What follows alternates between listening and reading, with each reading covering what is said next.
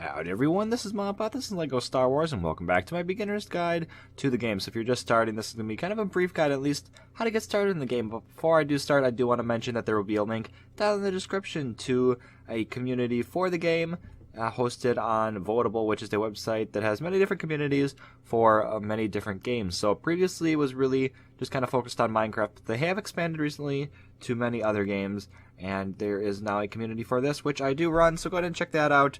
It is kind of a setup of, or almost like Facebook, where you can add friends and post videos and such, so keeps a running feed of all the different people you follow and different people in the community. So go ahead and check that out, but we're going to go ahead and get started here. If you are new, of course, you're going to be hitting New Game. Okay, so once it loads up, you can go ahead and draw out your weapon. Now, I do have the commands, the controls rather, changed from what they are originally, and ooh, this is a little bit laggy. That's weird. It's not usually like this. I apologize for that, but what you just saw there was an attack. So by hitting your attack button, just standard, you can see, very simple, just swings the lightsaber, and then by destroying different things, you will drop studs, which you can collect to spend in the store, which is right on over here. Go ahead and pop on in there, and then you can hit different things, so you can buy characters and such, which you will unlock more as you get through the story mode. And yeah, so you can see in the upper left the controls for working the store there. Go ahead and jump, and then attack. You get that kind of, I don't even know what you call it, just kind of like a dive almost. And then double jump and attack, and you get 3 different attacks total, and you can actually start bar fights and such. So here you see the guy with the blaster. He can punch or he can shoot. Let's see if I can get him to shoot me there. So you can see what he's doing, and if he is shooting at you, oh, can we start that again? Oh, he's dead. Let's get someone with the blaster, and you can see if you time it correctly, if you swing, you can return their bullet right back to them, or their blast, whatever you want to call it. So collecting the studs there, you can go ahead and head on over into one of these rooms. So they're numbered 1 through 6, and those, of course, the different stories of Star Wars. This is no, there is no rather episode 7, but you can go ahead and pop on through into there. There'll be 6 levels inside each episode. Each one of these is a chapter. Go ahead and pop into the first one. And once again, I apologize for the lag. I really don't know why it's doing this, but you're going to hit story for the first time playing, and then it's going to go through. So right away, they'll give the little description of it. Go ahead and hit that, and then they will have a intro clip for most, if not all, levels. So once the animation has finished, you will see that you start out in the level. There's 2 characters here, so if there's a second player playing with you, you can switch to them. You walk right up to them and hit the button to change players. So for me it is F, but I have changed it.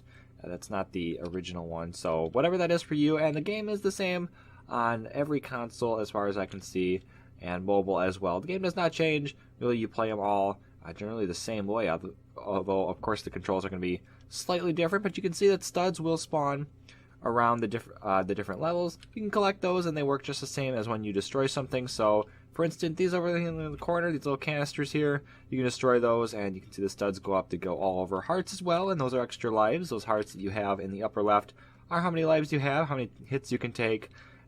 Obviously, for some characters, when you get into like machines and stuff, you can get different amounts of hearts. But if we go ahead over here, you can see how this is glowing.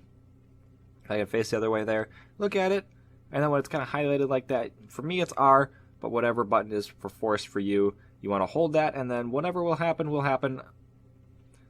There we go, pops out studs. So for that, that's all you can do.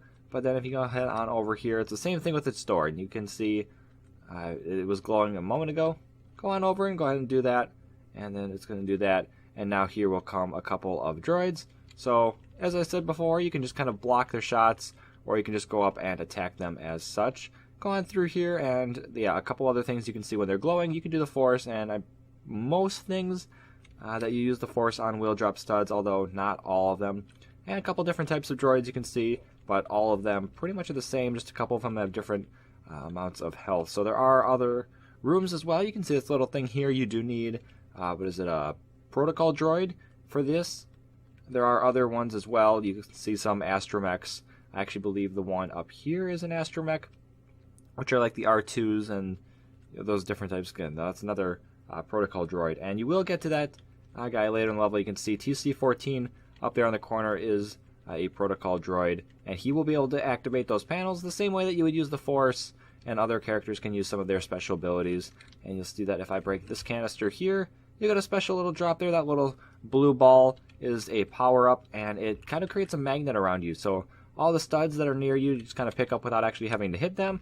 You also cannot take damage, and any blaster shots that come at you are going to bounce right on back to their sender. So over here you have another one of those little red circles with the panel here, and that is an astromech. So like R2, those other kind of ones that look like canisters. So if I go ahead and switch characters here, that for me was F, as I mentioned before. Hit R to activate a panel for me, which is the same button that I used for Force, and then I'm just going to switch back on over to this guy. You can see that there will be a link down in the description to when I actually played this level for the channel, and you can see my official playthrough of that, where I actually try to hit everything. But we're going to use the Force on that, and it drops. Now the same button that you use for Force is going to be what you use to build. You can see it there right on the bottom, and you just hold it, and then it's going to build, and in this case it creates the panel for this astromech here. So we go on over there, go ahead and activate it the same way we did before, and I'm just going to switch back and go on in here. So we come on in, wait for the camera to move a little bit. We move that, and then some droids are going to come out to attack, or maybe just one. Okay, I thought it was more than that. But you saw them light up right before I killed them. Let's see if we can get this. Yeah, we can also use the Force to attack. So you can either do it short and just kind of throw them, or hold it, and he goes all the way back and will die. So I'm going to hop up on here. You can see, if I double jump, you can see that little canister thing going up there. And you can collect up to 10 of those per level. Once you collect all 10, you are going to get kind of like a special, like, I think it's a vehicle every time. I want to say it's always a vehicle, and in this case I cannot jump high enough to collect it. There are other modes that you can play the level in where you can switch characters, and there are other characters that do jump higher, in which case you would be able to actually get that. So if we jump on through here, you can see there's another one of those canisters right there, and then we're just going to hop on down here. So just kind of looking around, there's not a whole lot of other things new around here other than just quite a few droids. Now another thing about those panels, if you can see up there how it's got that red circle, and those other ones had the red circle as well. There's also a green circle, in which case you can use a bounty hunter to unlock it. There's also a white circle where you need an Imperial to unlock it. So those are, you know, your Stormtroopers or your Darth Vader. Darth Maul might be able to. I actually haven't tried with that, so I can't say for sure if that will do it. But you see that those droidicas just stepped on those little pads there, and that activated something. So those are all over. They do different things depending on where you are. So these things can be a little bit harder to destroy than just your standard droid. If you come on up here, I have a power up right now so they can't hurt me, although there it goes. So definitely would suggest using a droid, or sorry, a Jedi for this, as you can just send their bullets right back. And I missed a droid over here. And yeah, those yellow shirted ones, or yellow bodies rather, they take a little bit more. They take 2 hits to destroy, but let's just get a couple more, and you can bounce the bullets right on back. Weird, he's not shooting me too often. You can also just run up, and if you use your lightsaber, you will be able to deactivate their shield. Then you can kill them. I'm not sure if they'll reactivate their shield after enough time, though.